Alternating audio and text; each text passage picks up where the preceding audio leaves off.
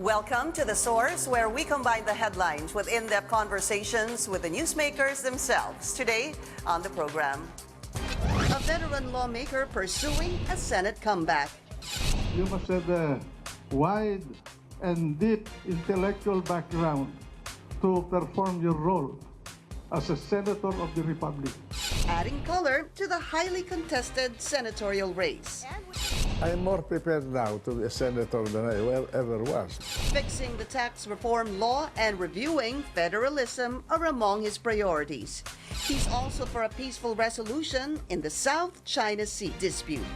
Criminality, insurgency, the deteriorating peso value, and you have problems of possible wars in our surroundings, and then scarcities of resources, and many other problems. At 95, how does he manage to meet the demands of the campaign? Former Senate President and senatorial candidate Juan Ponce Enrile joins us live.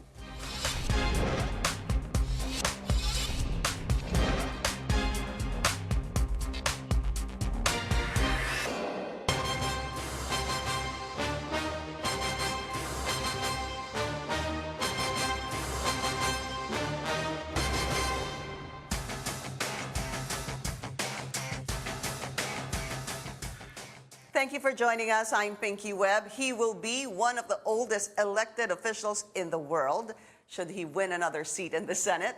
And he's laughing. At 95, the former Senate president actively conducts house-to-house campaigns and also intensifying his presence on social media. His priorities: review the tax reform law and find ways in order to lower prices of electricity and water. He's also for the peaceful resolution of the South China Sea dispute, following the statements of both Chinese and Philippine officials claiming the Spratly Islands. Let's go straight to the source of the story. We have senatorial candidate, former Senate President Juan Ponce Enrile. Senator, maraming salamat. Good to see you again, sir. Maraming salamat sa iyo, Pinky. Maraming salamat sa inyong lahat na nakikinig sa amin. Kamusta ka, sir? Sinabi mo, I'm going to be the oldest candidate. I am the oldest candidate, I think, on the planet. Yeah, in the world. I want to enter the Guinness World of Record. You know, Senator... Biro lang yun. Biro. Of course. Senator Manny Pacquiao also recently endorsing you, Senate President. Kayo po ay hindi nakakapasok sa Magic 12, yung tinatawag na Magic 12. Bakit ho kaya sa palagay ninyo? Ewan ko lang. Sa akin kasi, wala pa nung ako kumakandidato, hindi ako nagsusubscribe sa mga surveys. Bihira. May mga nagsasubscribe para sa akin, pero hindi ko inintindi yun eh. Ang inaantay ko na survey, yung araw ng halalan. Sapagkat may natatalo doon, may nananalo, no? At saka makikita mo naman na galaw ng tao kung gusto ka o ayaw ka nila. At sa aking paningin, sa lahat ng karanasan ko sa politika, gayon lang ako nagtataka kung bakit hindi ako ang dumarating lang yung mga tao at sumasalubong sa akin sa lahat ng pinupuntahan ko. At kung kahit na restaurant, kahit na sa mga malls, kahit na sa anumang panlansangan, nandyan sila at nakikipagkamayan, nakikipagretratuhan. Nagtataka rin ako at sari-saring tao yan. Are they warmer now to you than they were before? Yes. I've never experienced this kind of a treatment. Do you wonder why? I mean, what could it be, sir? Maybe they're wondering what this man is doing at his age of 95. He's on top of a pickup, he's walking, he's waving, he's talking, and he could stand with a lineup of people wanting to have photographs with him. Kayang-kaya niyo ba? Whether kids, students, young girls, young boys, of all ages. Opo, but you know... especially yung mga senior citizens. They embrace me. Some of them sometimes... I see watery eyes. Well, of course, when you see a 95-year-old man still physically okay and mentally Sharp. Are you more, would you submit though, Senator, na yung inyong mental sharp, yung inyong intelligence, yung inyong how you remember things, is it much less now than it used to be? Or No, pareho pa rin never, talaga? I never experienced any change. That's my feeling. No? I can remember things that happened in the past. Well, sometimes, like any person, you remember a detail, you remember a name, you remember a time, a day. But by and large, I thank the Lord that my mind is still as alert when I was 42, when I joined the government as I am now. Hindi ho ba kayo yung tao na, sir, na sasabihin niyo, ano nga ba yung gagawin ko, nakalimutan ko? Hindi naman. Oo. Kasi Alam ako ko, ganon. yeah. Pati yung schedule ko Yeah. na binibigay sa akin, alam ko kung anong sequence nun. Really? Pati yung schedule natin dito. Alam niyo po. Okay, I wanted to find out if it concerns you or if you wonder, wala ho kayo sa top 12, pero yung si Senator Bong Revilla and si Senator Jinggoy Estrada are making it to the top 12. And of course, we know that kayong tatlo po ay supposedly na involved dito sa tinatawag na pork barrel scam. Why are they in and why is Senate President Juan Ponce Enrile out? Well, first of all, I'm happy for Bong and Jinggoy, But hindi ko alam eh. Ako rin nagtataka bakit ganun. Pero siguro alam mo, mas popular sila kaysa sa akin. That's it, you think? Iba yung palagi ka nakikita sa cinema, Yeah. nakikita sa telebisyon, at marami ka ng malawak ang audience mo. Pero sa akin, hindi ako nababahala doon eh. May marami dyan matataas ang kanilang rating, pero pag tinanong mo doon sa mga lugar na pinupuntahan ko sino yun? May ganun. All right, let's go to some of the issues, sir. Today, it was in the Inquirer that said that Senator Manny Pacquiao also endorsing you, and you said that you have a common objective with the senator, adequate water and adequate energy supply. I need to start with the water, sir, because water shortage experienced in March and still, there's still water interruptions until now. What is your proposed solution, Senator, para hindi po tayo magkaroon ng mga 2-hour water interruptions, 12-hour water interruptions? Well, we better ask the operators of our dams, because they have privatized all of these hydropower systems, including our geothermal. Have they dredged these dams to accommodate more water as the usual supply of water as they were made for? And how about the geothermal? Are the steams still as strong as they were when they were started? And many other things. What about our diesel-fired and coal-fired power plants? Are they up to their capacities, rated capacities? I think water is going to be a problem on the planet. No? It's going to be a source of conflict among nations because of scarcity. But I think we have enough rain in this country during the year, and we should ask our engineers to devise or develop a system like what they do in Australia. They impound their water and use it during times when they need it. That could be a proposed solution. Anything? But that will require planning and budget. No?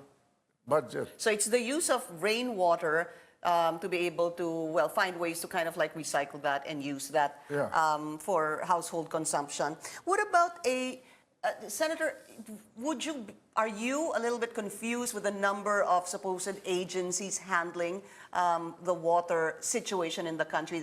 If you ask some people, they say there's about 30 to 32. Is it about time to have one department that It's about time. Water is a necessity, like food. Those are the two basic needs of, as they said, this is what they read, without man is what is needed by man So food, water, and sex. And I think that is also true with women. Okay, Kaliwa Dam, Senator, what are your thoughts on this? Kaliwa Dam, the Kaliwa Dam, sir, in Quezon Province, worth about 18 billion. Will and could this bring about water security and reliability? This Chinese-funded Kaliwa Dam. Why not? We should. That will be the water security of the country. We should develop all the dams that we could develop. Well, for instance, in Ethiopia, that is more arid than our country. They're building a dam, the biggest in the world. It will take 3 years, I think, according to studies, to fill it. And that's why Egypt is very angry and might go to war against Ethiopia. And it's being built by China. You do not see anything wrong, Senator, with this project. There are a number of provisions that seem to be questionable to some people. Let me identify them one by one. Is it wrong? Is it unconstitutional that it is a Chinese contractor coming in, such as the China Engineering Energy Corporation? There's nothing wrong about that. If that the lender can impose condition, and it's up to you to reject that condition or accept it. Well, they want to be sure that when they construct their the facility, that it is in accordance with the specs and that it will function as they represented it to us, because it involves the honor of the country involved. Should it not be a Filipino contractor and Filipino workers? Well, Filipino workers, yes, we should insist. Filipino contractor, I doubt whether, maybe we have enough technical capability, but China is one of the best engineering countries now. I see. Okay, another provision there is, I'm sure you can help us with this. It's called the waiver of immunity. Basically, Senator, if we default on our payments, certain, two things, sir, patrimonial assets and certain assets of the Philippines may be taken by China if we default. Dalawa ho yun. That's one. And the number one is, if we default, there's supposed to be consultation, and if it fails, it goes to the Hong Kong Arbitration Center, which is final and binding.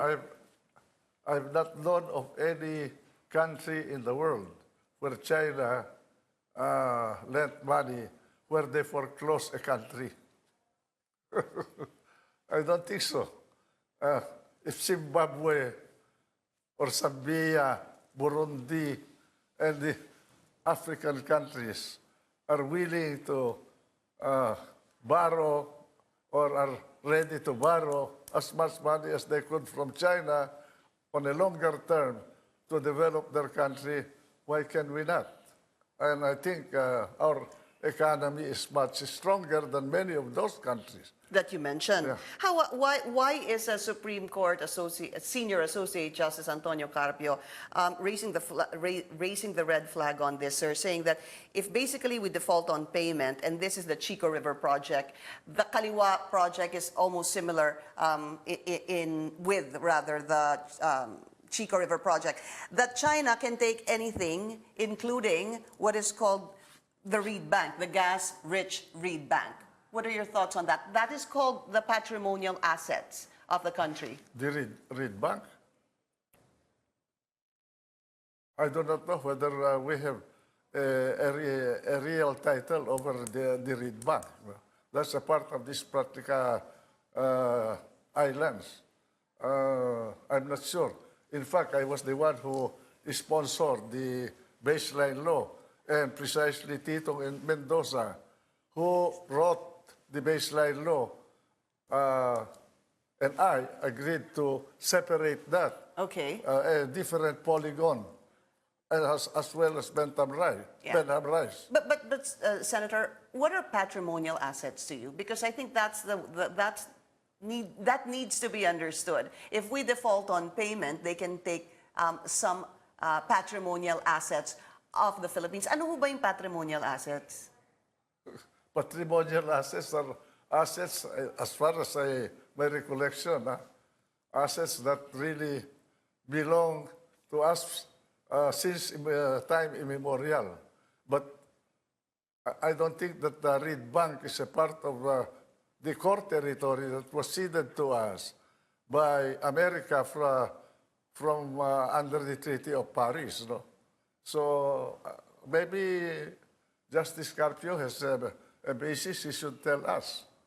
Okay, we'll be taking a short break. This is The Source on CNN Philippines Telecom. China claims ownership of the Spratly Islands. How should the Philippines respond to that? Former Senate President Juan Ponce Enrile will still be with us after the break. You're watching The Source on CNN Philippines.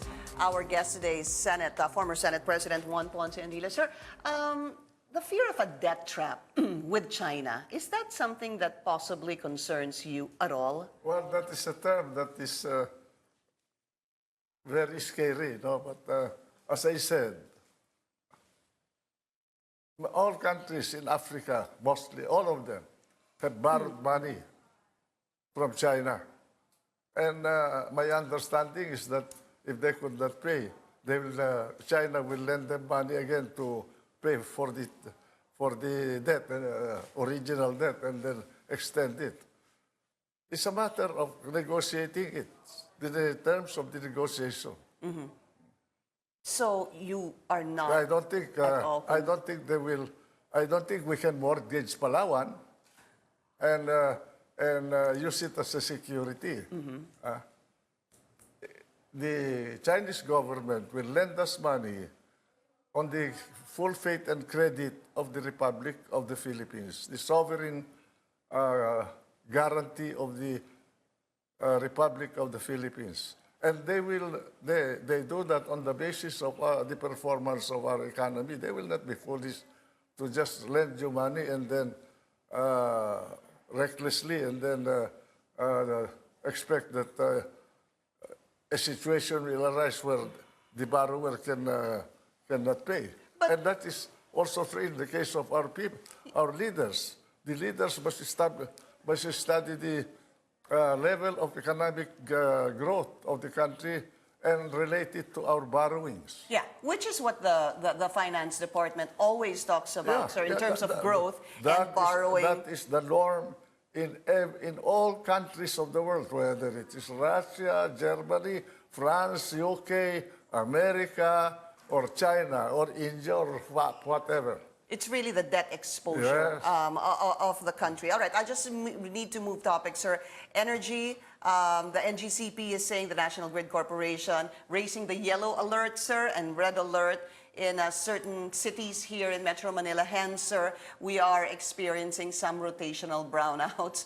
What could be done with this, regarding this issue? The only way to cure that is construct more plants. But the trouble is, do we have the money for it? We have to borrow. Again. In order to do that, of course. That's why I'm advocating opening the country for foreign capital, equity capital, so that we are not overburdened with borrowings. What they call foreign direct investment. Yes, FDIs. Okay. Chinese ships, sir, circling Pag-asa Island the first 3 months of 2019. The military says there were about 275 ships in and out of Pag-asa Island. Very recently, Chinese Foreign Ministry spokesperson Lu Kang saying this: "We have taken note of the remarks made by Philippine officials. Nansha Islands are within China's territory, for which we have sufficient historical and legal basis. For thousands of years, Chinese fishermen have been fishing in these waters in the South China Sea. Their rights should not be challenged." How do we react to that, sir? That is the position of China. That is their position. That's why they have the 9 dash line or a 10 dash line.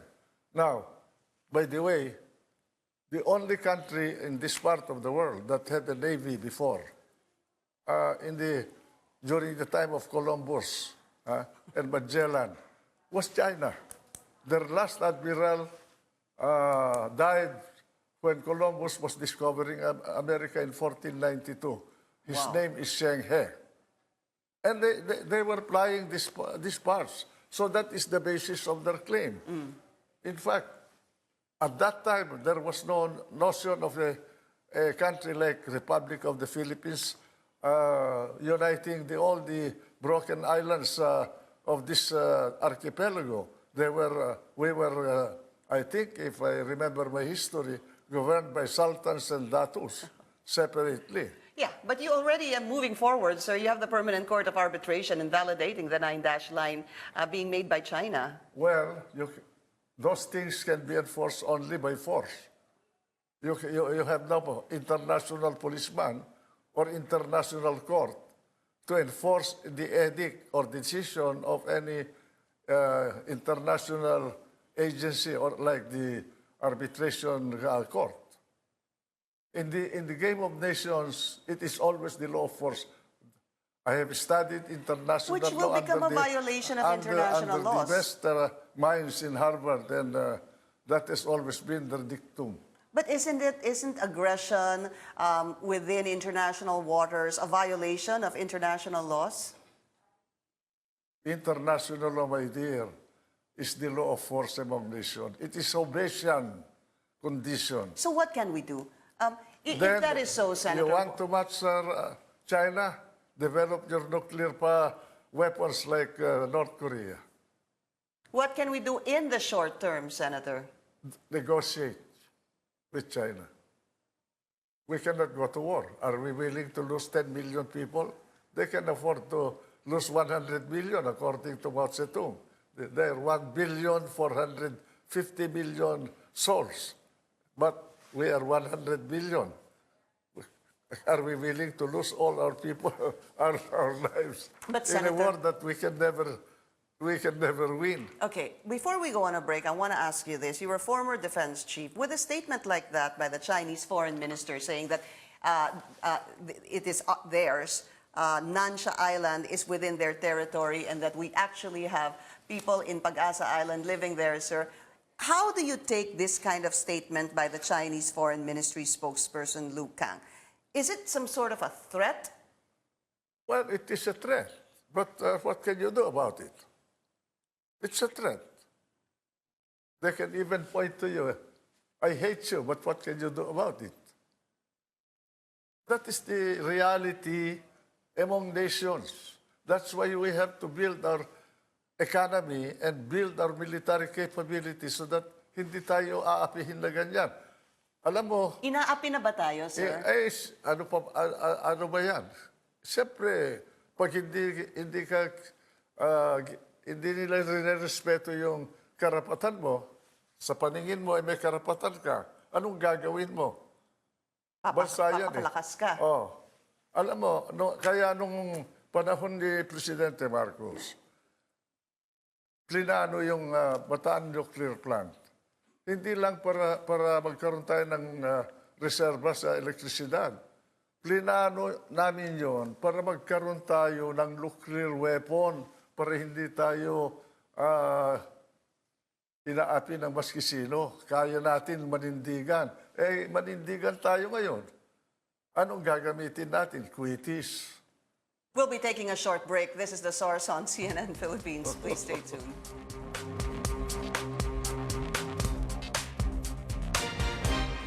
You're watching The Source on CNN Philippines. Our guest today is senatorial candidate and former Senate President Juan Ponce Enrile. Very quickly, last on this topic, sir. Sabi po ni Foreign Affairs former Foreign Affairs Secretary Albert Del Rosario, ito po ang panahon para i-unshelve o paano ho ba sabihin niya, to enforce the Hague ruling now because of what's happening. Who will enforce it tayo? America will not enforce it for us. Neither Russia will enforce it for us. We'll have to enforce it. Ano ang gagamitin natin? I respect Albert Del Rosario. He's a good Secretary of Foreign Affairs. But I will ask him, how are you going to enforce that decision of the arbitral court? All right, the very last question, sir. We have 1 minute left. The president is threatening. I needed to ask you this because you were Senate president once. is threatening to veto the entire budget because of, certain problems between the House and the Senate. Can a president veto an entire budget, or can a president just line veto? If I remember correctly, the Constitution says the President may veto any bill or any items in a revenue or appropriation bill. Meaning? Yeah. Ano hong ibig Because you sabihin nun? cannot veto the budget. Otherwise, it will paralyze the country if there are services that are to be funded. So he cannot veto the entire budget? I don't think so. But he can line veto? Yes, he can. All right. That is given. Okay, wala na po tayong oras to former Senate President Juan Ponce Enrile. Sir, good luck on the campaign. Thank you. Gaano Salamat. pa ho ba katagal ang kampanya? Wala na. Wala na, isang buwan. 20 araw na lang. 20 araw, bilang ni Senate President. Sir, thank you. Good to see you. Maraming salamat po sa inyo. Salamat And thank you for joining us here on The Source. I'm Salamat Pinky din. Webb. You're watching CNN Philippines. Thank you, sir. Pasensya ka na sa boses ko. Hindi, okay. Sexy.